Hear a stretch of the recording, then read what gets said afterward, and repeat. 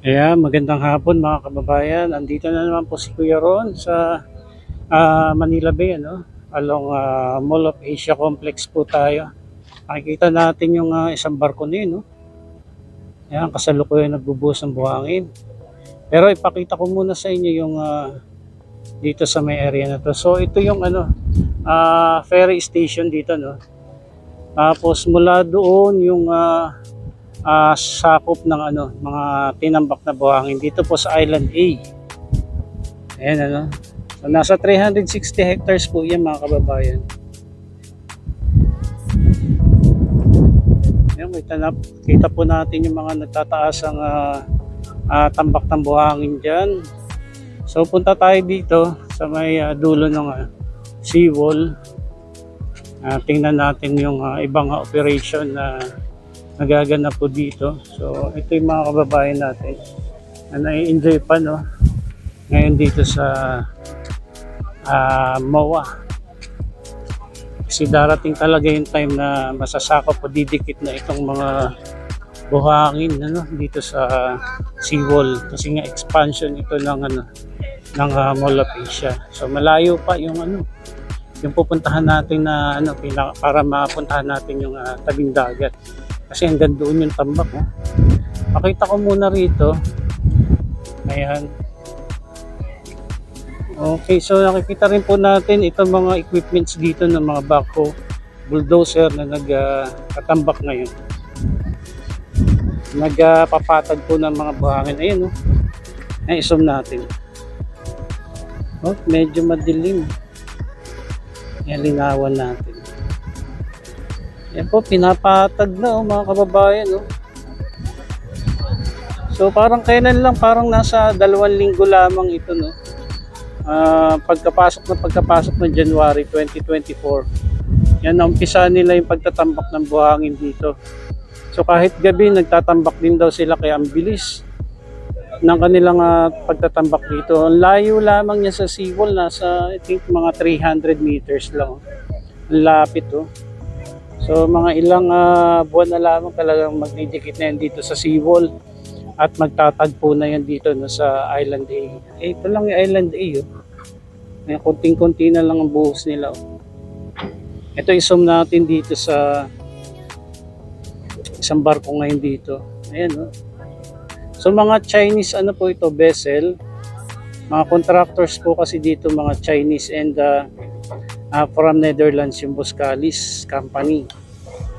Sila yung mga dalawang contractors dito po sa reclamation project. Sila rin po kasi yung mga kilalang contractors sa larangan ng mga pagre-reclamation. Ayan, isumpa natin. Ayan, kikita na natin, oh, yung tambak ng buhangin niya, oh. Ayan, malakas po yung hangin ngayon, ano, kaya di rin po tayo makapagpalipad ng drone. And ilibot ko muna, no, para makita niyo po yung iba pang tambak ng buhangin. Ayun, oh, hanggang doon, ang layo. So malayo pa yung lalakarin natin para makita natin yung yung pinakatabing dagat. Doon din pala sa malayo na sa laot, meron nagbubuhos pa rin ng buhangin. Tapos tong barko na ito, kanina nagbubuhos to, oh. I think paalis na rin yata ito. So once again, dalawang reclamation project po ito, no? Itong Pasay City reclamation project na may sukat na 360 hectares. And also yung Pasay Harbor na may sukat naman na 265 hectares. Yung dalawang reclamation project na na-approvean dito sa Pasay City. So ilang buwan din po yung kanilang inintay bago may pagpatuloy itong pagtatambak ng buhangin, mga operation dito po sa Manila Bay. So ito na, oh, mga ilang linggo lamang ito ay kikita na po natin na malapad na itong mga tinambak na buhangin kasi ngayon naririyan na yung mga equipments nagpapatag. Yun pa yung backhoe. So merong isang barko dito, ang bilis ng andar, yan.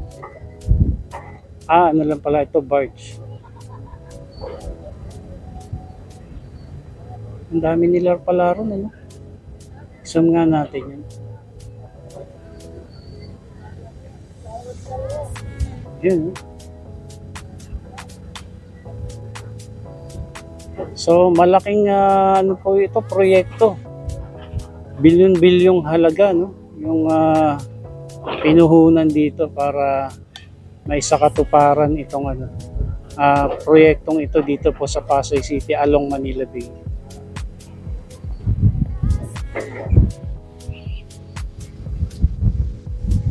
Pasensya na po at may kalakasan ng hangin.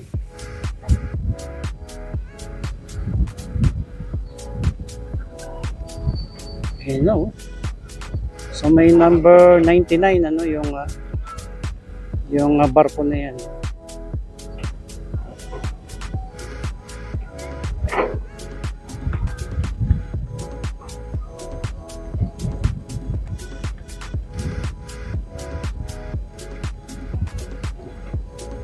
Pero napaliparan na natin ito before, no? Nung wala pang tambak dito sa harapan ng MOA. Yan. Pagka gumanda-ganda yung panahon, papalipad tayo muli.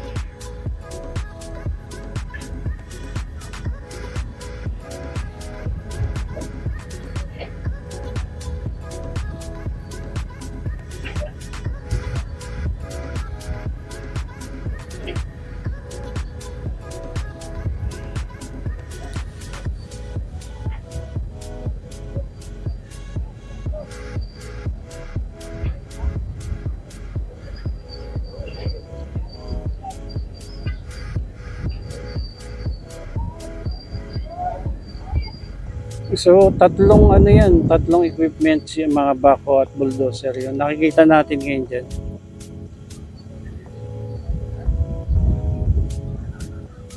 Ayan, naabalang-abala po sa mga pagpapatag nitong mga buhangin.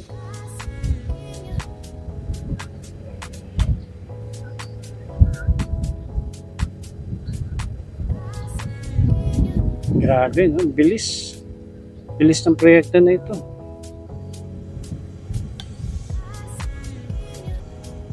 Yun ang bilis na. May parang bundok ka agad itong naibubuhos na buhangin. No? May ilang feet kaya ito sa yung lalim ng tubig. So talagang tonetoneladang buhangin ng binubuhos dito. Galing pa ito sa sa Zambales yung mga buhangin na yan.